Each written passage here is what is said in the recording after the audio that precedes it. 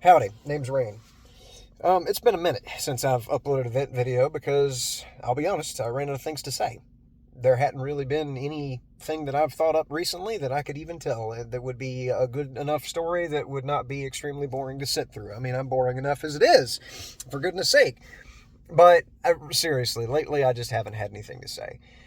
At least I thought I didn't. But a couple days ago, I was talking to one of my new helpers, and we were sharing life stories and crap while we were up on a scissor lift running MC cable on the ceiling, and having a grand old time getting to know each other. And I told him a story that I realized I had never told on YouTube before, and so of course I got to do it. I got to have. I got to have it in video form so that whenever I get old and forget everything, I can look back at it and remember what I was talking about. There is a strong chance, and the argument can be made that I'm wrong about this. But I believe there is a strong chance that the reason I have a job with this company now is because I played the Georgia lottery. Now, this is not an endorsement of any lottery, let alone the Georgia lottery. And I know that there's going to be, the couple people who will listen to this and have an issue with it because gambling is universally bad and all that kind of thing. And I realize, yes, gambling addiction does exist. And addiction is a problem. I'm not addicted to gambling, so I could talk about it. And it's the same way with things like alcohol or anything that somebody might be addicted to that somebody isn't. I'm not addicted to gambling. I'm not addicted to alcohol. I can talk about both of them and be just fine and not have to feel morally inferior because I'm talking about something that other people have an issue with. So let me go ahead and get that out the way. Yes, I realize that gambling can be an issue for some people. Unfortunate situation, but it's not my situation. There's that. But yeah, I started playing the lottery at about 19 years old. So 1 year older than is legally required to be the age to be able to play it. And I was still working at the supermarket at the time. We were not allowed to buy tickets inside the store because, yes, our store did sell tickets up at the customer service desk, but we couldn't buy any because we were working on the clock whenever the customers were in the store. And our manager did not like the idea of employee of the store going up there with our uniforms and our name tags and all that and buying a lottery ticket in front of the store. I guess he thought, we're living in Georgia, the Bible Belt, where everybody thinks that gambling is a sin. And so, yeah, there was the issue of maybe there might be somebody that would take offense to that. One of the little old grannies pushing their cart saying, I don't think it's very becoming of those employees to be gambling on the clock. It's a deal with Satan right there. So we didn't do that. But there was a gas station across the street. And so on lunch breaks, I would go over there and I'd grab some lottery tickets. And at first I had no idea what I was doing because I was learning it and I was feeling it out. And, I bought some $1 tickets. I wasn't a high roller. The first tickets I ever bought were called Ladybucks. That was one of the $1 games that was running almost 10 years ago at this point. And the tickets, the first 2 tickets that I ever bought, because I had $2 on me, and I gave them to the cashier and got 2 of the Ladybucks, and I scratched them off. Nothing on the first one. Second one won $2. I said, okay, I'm done. I managed to stick my hand in the mouth of the alligator and take it back out with 5 phalanges. I'm good. I'm good. Well, I wasn't good. I went back a couple days later and I tried it again. And I bought a $5 ticket this time. And you know what I won? Another free ticket. And that one didn't win anything. But I realized, all right, it's a problem because, the house always wins and that sort of thing. That's how gambling works in every situation. But I did read the back of one of the tickets. The $1 ticket said that the overall odds for it were 1 in 4 point something, some decimal. And so I thought, okay, all right, what does the $5 one say? I looked at the back of my losing $5 ticket and it said that the overall odds were 1 in 3.2 or something like that. And I thought, okay, so the higher you buy, the better your odds get. And I didn't go and buy the highest priced one just to test that theory. I went online because the lottery had a website. And I looked at the overall odds for every single ticket. Because now I'm getting invested in it. Now there's something for me to research. Now there's something for me to investigate and look up and document and write notes for. And I love that kind of thing, man. I still do to some extent. I went on the lottery website and I looked up all of the different tickets and I started crunching the numbers. And man, I'm telling you, my ink pen was smoking as I was writing all this stuff down in my little spiral bound notebook, because people did that kind of thing 10 years ago. And I realized that there was a strategy that I could employ, which doesn't work anymore. Back then, if you were to buy $5 tickets, specifically 4 of them at a time, off of 4 different rolls, you would have the best chance of winning back then. If you bought, a $30 ticket, your odds are 1 in 3. You bought a $20 ticket, your odds are about 1 in 3.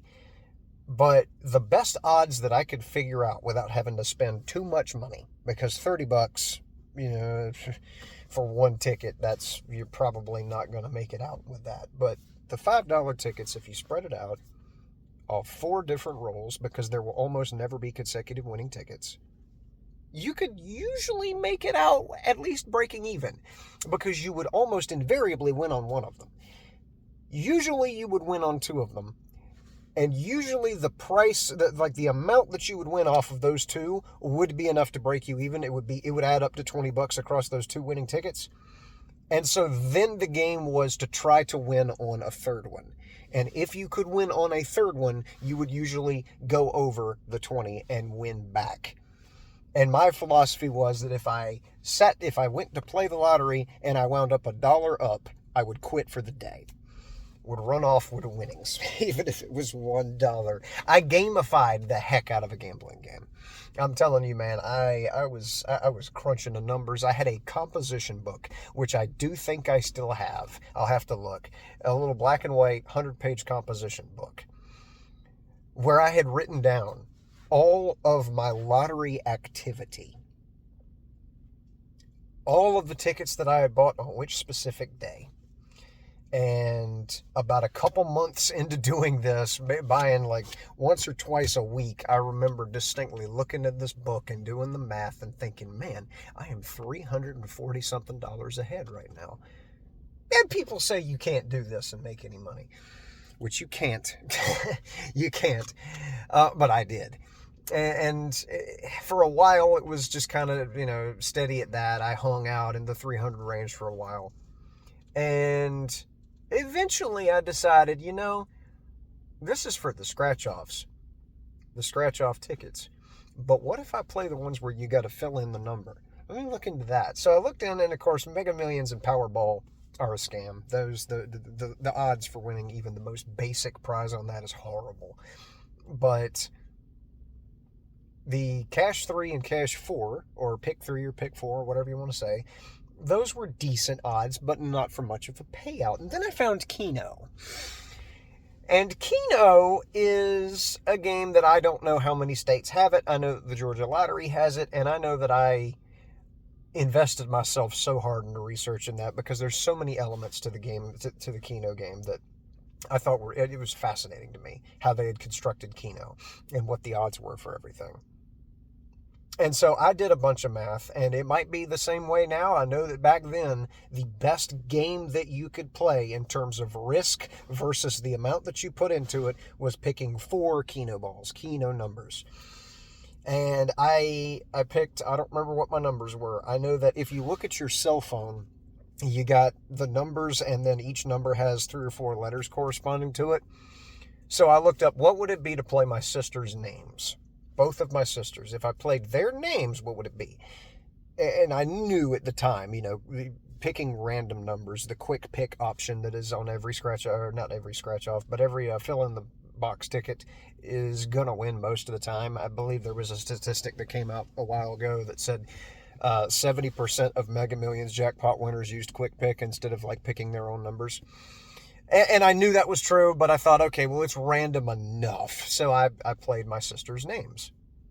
And it's really kind of crazy the different words that you can make up out of numbers. Did you know that did you know that mom, M-O-M, is 666? Anytime I dial my mother, my mom in my contacts is mom, and so I just dial 666 and it goes straight to her number. I don't have to type out the 10 digits. I couldn't remember the area code. But yeah, that's a little goofy inroad on itself. But I played this one ticket, $2, at the gas station across the street from the supermarket one day. And this was, I think I was 20 at the time. And the Keno drawings are every 4 minutes. So if you just look at the Georgia Lottery website, you can watch the Keno drawings happen every 4 minutes instead of, every couple days like every other game. And so I bought my ticket. And I went and I sat down at the table inside this gas station with my little soda and my bag of Skittles. And I waited for 4 minutes. I looked at my phone and there really wasn't enough cell reception for me to look up the Georgia Lottery website and look at the drawing.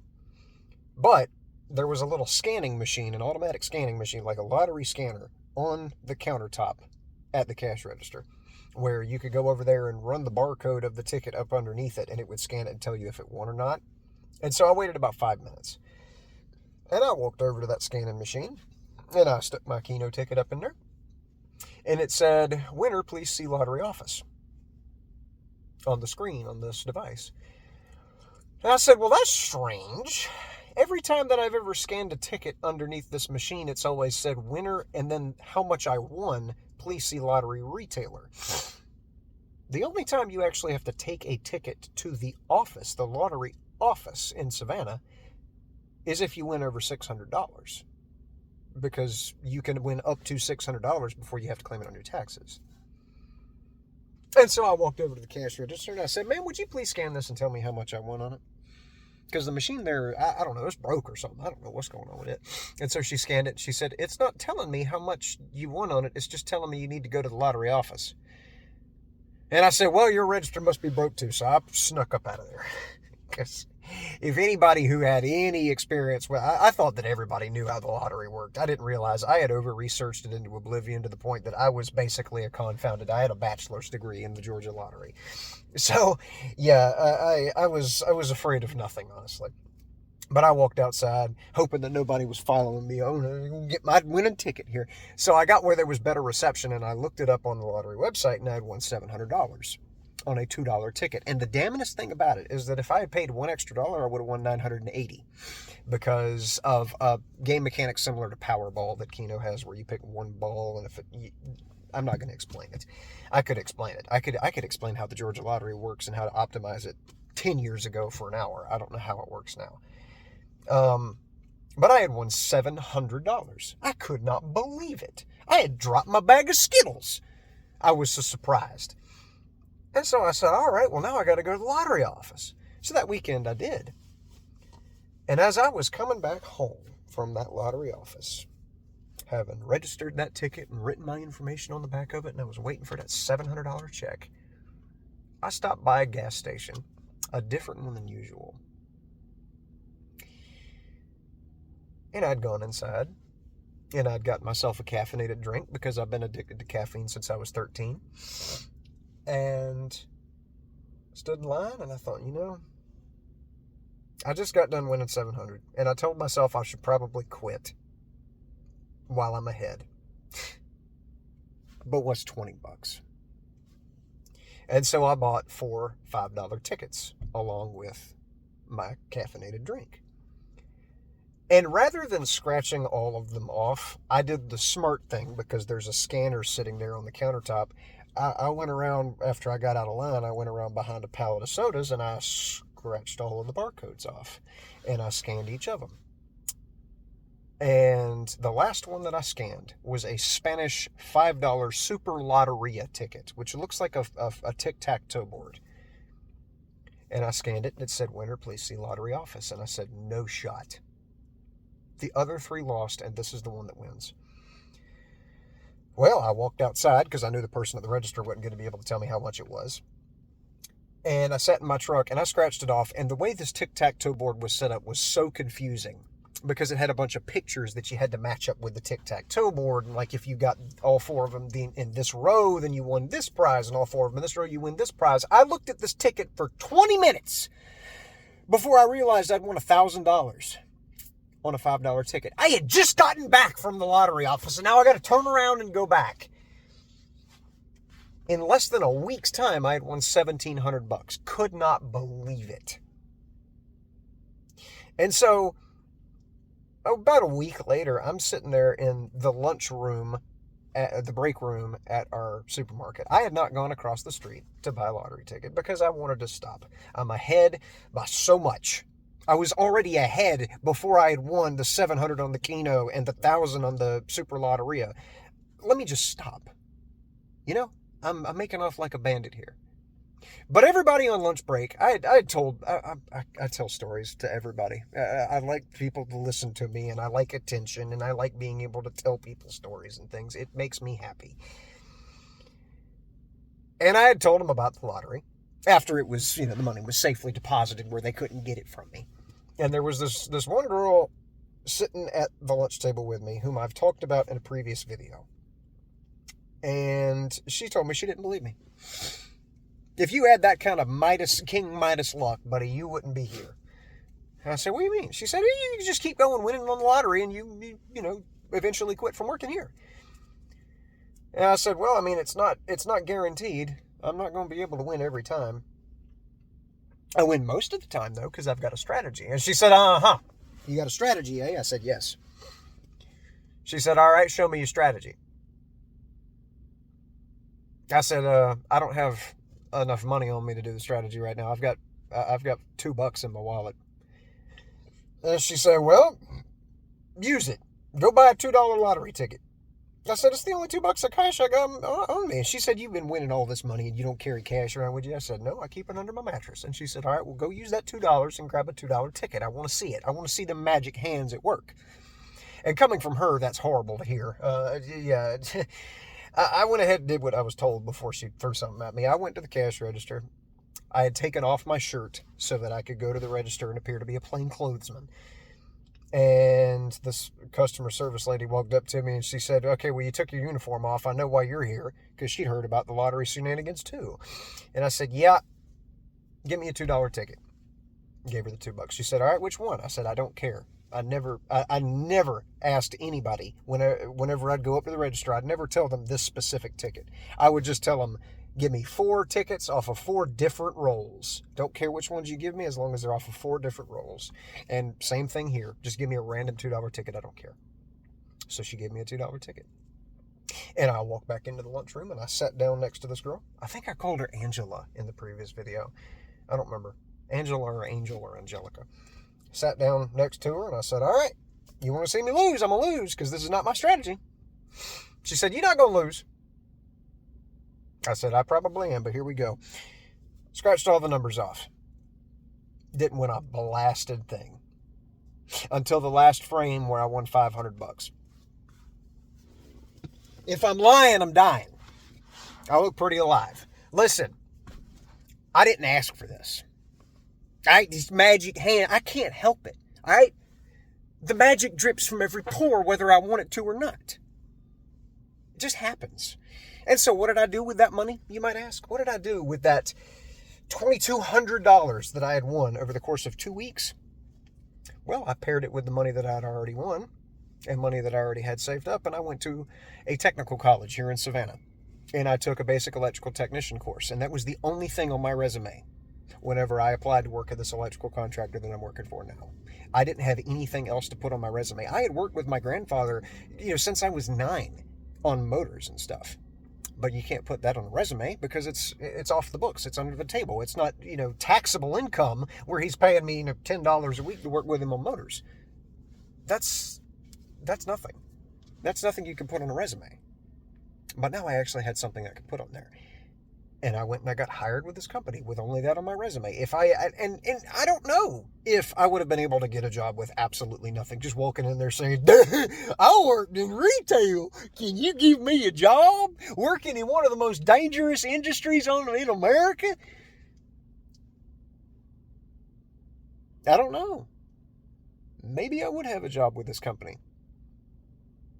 I know that the labor vacuum in the construction industry is pretty vast now, but this was 8 years ago, whenever it was a little bit easier on employers trying to build an employee base. So there's a possibility that with nothing on my resume, not having that basic electrical technician certificate that I got from that technical college, using the money that I made on the Georgia lottery, maybe I wouldn't have this job. I don't know. It's something that I've thought about a good bit. I've thought a good bit about what ifs, you know. What if I had not fallen and banged my head the first time that I went bowling with my family? What if I had not eaten that last bagel yesterday afternoon when my stomach be hurting this bad? What if I had never walked across the street that one day whenever I was 19 and bought two little Ladybucks $1 tickets,